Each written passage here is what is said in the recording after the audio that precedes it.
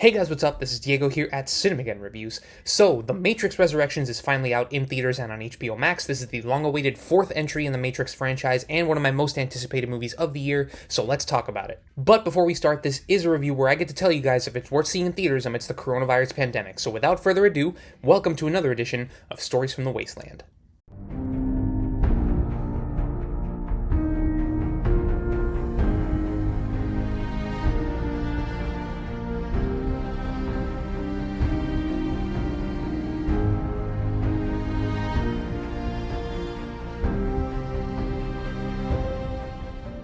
So The Matrix Resurrections features the return of both Keanu Reeves and Carrie-Anne Moss as Neo and Trinity. This is a new version of The Matrix, and our story begins when Neo begins questioning whether his dreams and visions of a life before are all in his mind.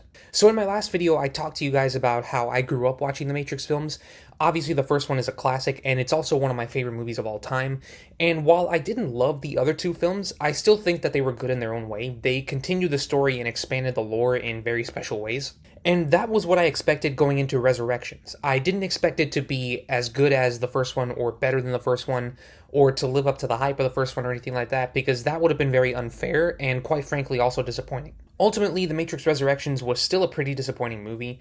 There were parts of it that I liked, but overall, for a movie that had so much potential, I think it just focused way too much on what came before and not enough on continuing the story. Now, before I go on, I just want to say that for the record, I understand the director Lana Wachowski made this movie as a way of coping with the loss of her parents, and I'm not trying to be insensitive to that. For the record, there are a lot less healthy ways of coping with trauma, and if this helped you in any sort of way, then good for you. Please do not let my opinion discourage you from feeling better or anything like that. I understand that nostalgia goes a long way towards healing, and I've been there myself. I'm simply speaking of the film itself and what I took away from it personally. So, let's start with the positives. First of all, Keanu Reeves and Carrie-Anne Moss are both great in this movie. This time the role of Neo went in a different direction than it did in the previous movies, and Keanu actually did a great job with all of it. He has a lot of scenes where he needs to be very intense, and he surprisingly carried all of it and made it very convincing. He was really giving it his all in this movie. As for Carrie-Anne Moss, she is in the movie for a lot less time than Keanu Reeves, but I also felt she did a great job. I actually felt like the dynamic between these two was stronger in this movie than it was in the previous ones, especially towards the beginning of the film where they first meet and they're sort of exploring this mysterious connection that they seem to have. Now, a lot of folks out there weren't really big fans of the recasting of Morpheus. I understand that Lawrence Fishburne was great as the character, but I really couldn't see what he did that was so special that another actor couldn't do. It wasn't that there was anything wrong with the role necessarily, I just really didn't feel like it was anything I had never seen before. With that said, I do feel that Yahya Abdul-Mateen II did a great job as the new Morpheus. This is a new version of the character that we're seeing this time, and he has more charisma and energy injected into his character than the old one. And that's mostly due to the writing and directing, but I still think that Yahya did a good job as what he was given. I'll talk more about that in a second. A couple all-new characters in this movie are Jessica Henwick, who plays a character named Bugs, and Neil Patrick Harris, who plays Neo's therapist in the movie, and that's all I'm going to say for now, just to avoid spoilers. Jessica Henwick was the most relatable character in the movie. I felt like I could really get behind her motivation to prove herself and prove to everybody else that she's right for believing what she believes. I thought that the other characters were, quite honestly, very forgettable. Jonathan Groff plays a new version of Agent Smith, as you might have seen in the trailers, and I thought that when he wasn't trying to emulate the old Agent Smith, he was actually doing a pretty good job. When he was, he kind of carried himself almost like a cartoon villain, and his performance was very hot and cold because of that. At the same time, I mentioned that the new version of Morpheus we're seeing in this movie was sort of different than the old version. That's because he acts younger and he has more humor injected into the character, and sometimes that humor works, and sometimes it's actually kind of annoying. Which leads me to my biggest problem with this movie.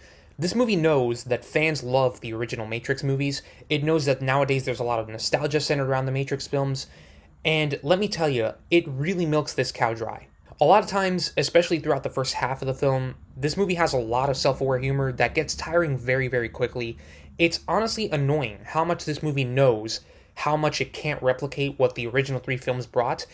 But the irony is, it didn't really have to. When it wasn't trying to be this self-aware nostalgia movie, it was actually doing a pretty good job at being a Matrix sequel. In fact, my favorite parts of the film were actually the new stuff. It was actually really fascinating to see how much the world inside and out of the Matrix has evolved ever since the end of the third film. This is honestly what I wanted to see going into this movie, and it sucks that the movie tries so hard to be something that, quite honestly, it didn't have to be. Overall, I'd say The Matrix Resurrections is actually the weakest of the sequels. It had some really good concepts and ideas, but it doesn't focus enough on them, and instead tries way too hard to be this self-aware nostalgia movie, which, based on the reviews from other people that I've seen online, it doesn't seem to be what many people wanted to see either. I know I certainly didn't. And with that said, my rating for The Matrix Resurrections is 4 out of 10.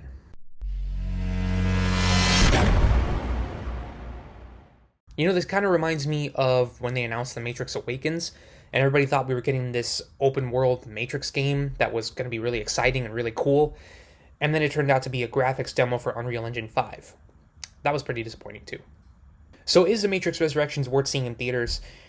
Okay, so this is going to be the first review from Stories from the Wasteland where I tell you that you're probably better off staying at home instead and seeing it online if you can. A lot of the visual effects are pretty great, and it has some really exciting action scenes, but I would say that the story is kind of weak compared to the other 3 movies, and it kind of hinders the excitement at times. So stay home, save your money, and if you want to, just wait until it's available on Blu-ray or watch it on HBO Max if you can. Anyway, stay tuned, you guys, because very soon I'm going to give you guys a video detailing my top 10 favorite movies of 2021.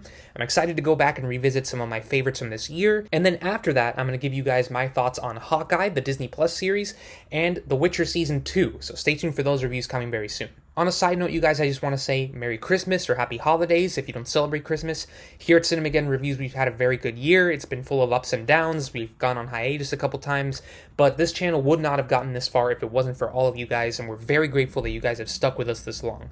Here's to another year of reviews and a lot of fun content on this channel, because rest assured, it is coming. As always, be sure to like this video and subscribe, follow us on Facebook and Twitter, and please support our Patreon. We really appreciate that. Thank you guys so much for watching. This is Diego for Cinemageddon Reviews, and I'll see you on the Wasteland.